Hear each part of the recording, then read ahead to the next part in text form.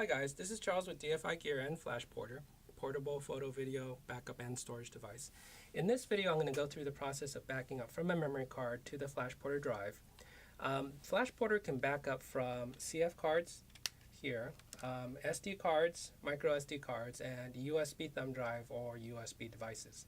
So if you're using something like a S/X card, XQD card, or a CFast card, and you have the card reader for that, you can plug that in through the USB connection. Now, in my example here, I'm going to use an SD card, so I'm going to go ahead and plug the SD card into the slot. After I plug it in, you'll see that I automatically get this menu that asks me if I want to backup, view, get info, or eject the SD card. So I'm going to go ahead and select backup. And this is my backup manager.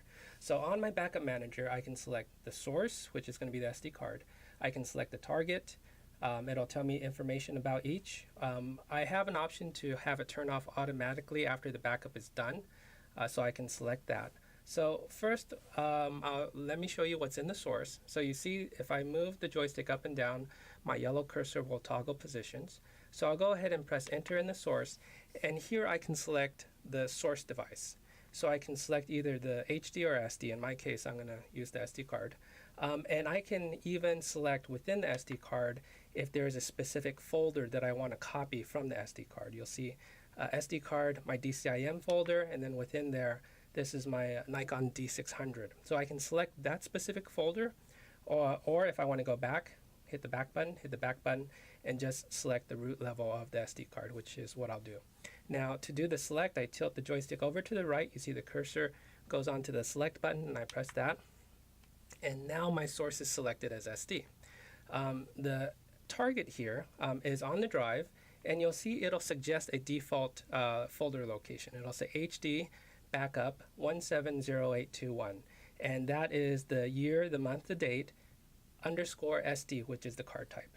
So if I had a CF card, it would say 170821 underscore CF, or for the other card types. So this is the same process. If I wanted to change this, I could go ahead and press enter, and then it'll take me into that HD backup folder. And if I choose, I can create a new folder, and it'll give me that default name. And then if I like, I can append this by adding, say today we took pictures at the zoo. So 17, which is the year, the month, the day, underscore SD, which is the card type, and then my own notes, which is zoo. So I'll go ahead and press OK, and I have that selected here. I'm going to tilt the joystick right. You see that this is split into two panes. If I'm on this side, I can navigate on the folder directory structure. If I tilt over to the right, I can navigate between new folder, rename folder, or select. So I'm going to go ahead and choose select because I want to copy to the target HD backup folder within HD and this folder name 170821 SD Zoo. So I'll go ahead and click select. Turn off after completion. I can toggle this by pressing enter on this item, and that'll do exactly as it says. If you want it to turn off automatically after it's done, you can go ahead and press yes. Otherwise, just let it do no. If I made a mistake and I want to cancel this, obviously I can cancel. But now I'm going to go ahead and click start, and it's going to go ahead and go through this copy.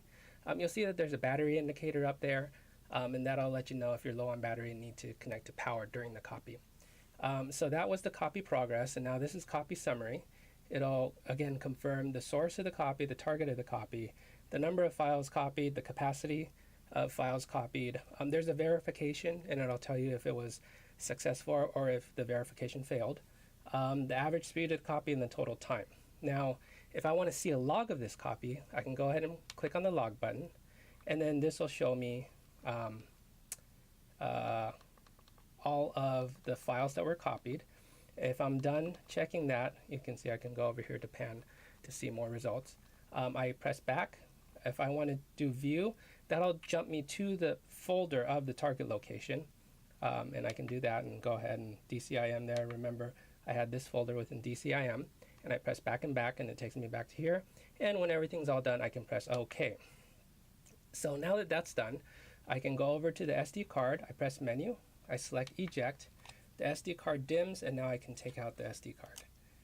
Now, if I want to confirm that it's there, I can go ahead and select on the Flash Porter icon, I will go into the backup folder, and then there's that folder that I created with my backup there. So that's a basic overview of the copy process and the copy manager on Flash Porter. If you have any other questions, you can visit the support page at www.dfigear.com. And I hope that this video was helpful for you. Thank you.